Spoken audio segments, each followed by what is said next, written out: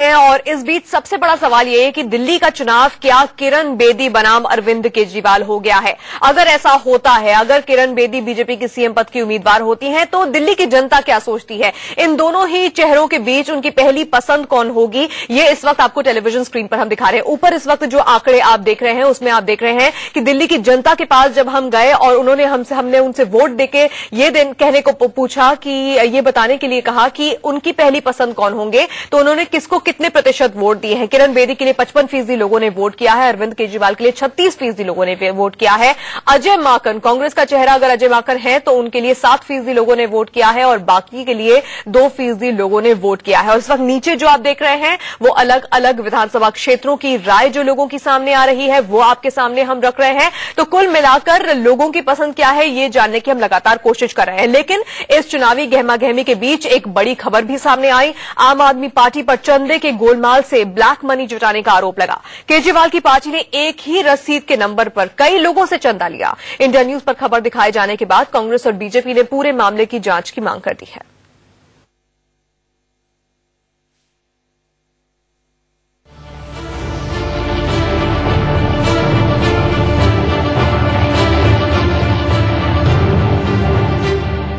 भ्रष्टाचार के खिलाफ बड़ी जंग लड़ने का दावा करने वाले अरविंद केजरीवाल पर चंदे के नाम पर ब्लैक मनी जुटाने का आरोप लगा है।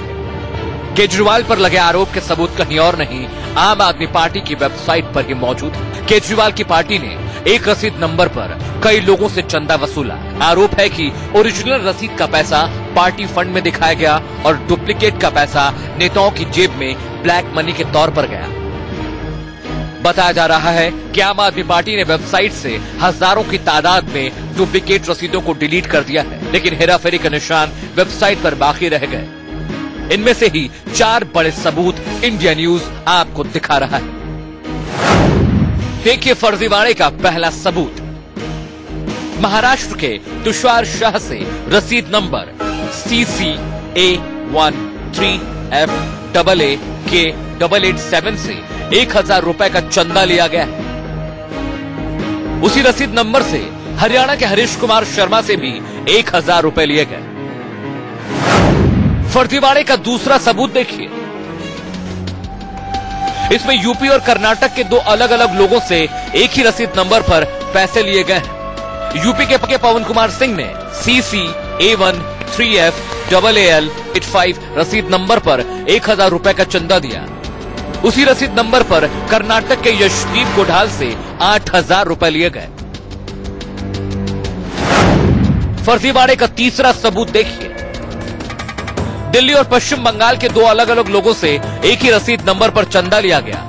दिल्ली के सुरेश श्रीवास्तव से रसीद नंबर CCA13FAAL729 पर 10 रुपए लिए गए, जबकि पश्चिम बंगाल के कौशिक चटर्जी से उसी रसीद नंबर पर 100 रुपए लिए गए। फर्जीवाड़े का चौथा सबूत देखिए। रसीद नंबर CCA13FAAL919 पर यूपी के सौरभ चटर्जी से 2000 रुपए लिए गए। इसी रसीद नंबर पर महाराष्ट्र के धीरेन्द्र मेहता से 5000 रुपए लिए गए। हम आपको रसीद नंबर के साथ ये 4 सबूत दिखा रहे हैं ताकि आप खुद भी आम आदमी पार्टी की वेबसाइट पर जाके इसकी तस्दीक कर सकें। आरोप है कि केजरीवाल की पार्टी ने हजारों की तादाद में ओरिजिनल और डुप्लीकेट रसीद बुक छपवाई। इस ओरिजिनल और डुप्लीकेट के गोरखधंधे से करोड़ों रुपए की हेराफेरी हुई है। इस खुलासे के बाद बीजेपी ने कहा कि केजरीवाल का असली चेहरा बेनकाब हो गया है। मैं पहले तो इंडिया न्यूज को बधाई देना चाहता हूँ कि पत्रकारिता और जर्नलिज्म के क्षेत्र में एक नया आपने आयाम सामने लेके आए हैं। क्योंकि बहुत दिन से ये फर्जीवाड़ा इनका चल रहा था और इनका फर्जीवाड़े को जनता के सामने बेनकाब करने की बहुत जरूरत थी।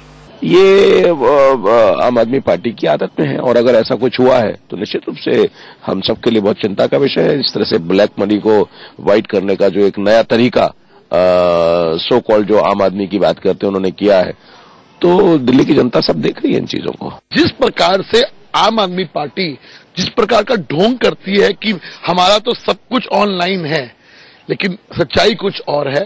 सच्चाई के पीछे बहुत कुछ और दाल में कुछ काला है। निश्चित तौर पे इसकी जांच होनी चाहिए और जो ये मॉरलिटी का जो ये ढोंग करती है, अब इससे इनको बाहर जाना चाहिए। वहीं कांग्रेस नेता हारून यूसुफ ने आम आदमी पार्टी के गोरख धंधे की जांच कराए जाने की मांग की है।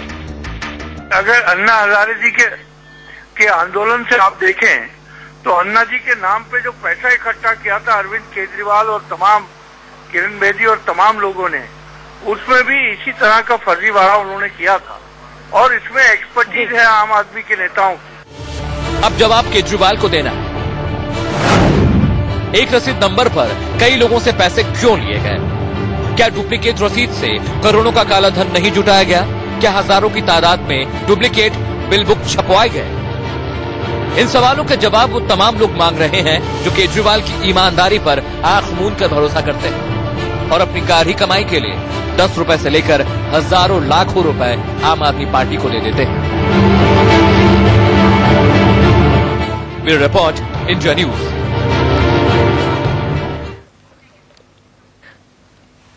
सीधे बात करते हैं हमारी संवाददाता शिवानी त्यागी से। शिवानी, देश भर से भ्रष्टाचार खत्म करने की बात आम आदमी पार्टी करती है, अरविंद केजरीवाल करते हैं। इस बड़े खुलासे पर कि किस तरह से उनकी पार्टी के अंदर ही भ्रष्टाचार हो रहा है, उस पर क्या कह रहे हैं वो?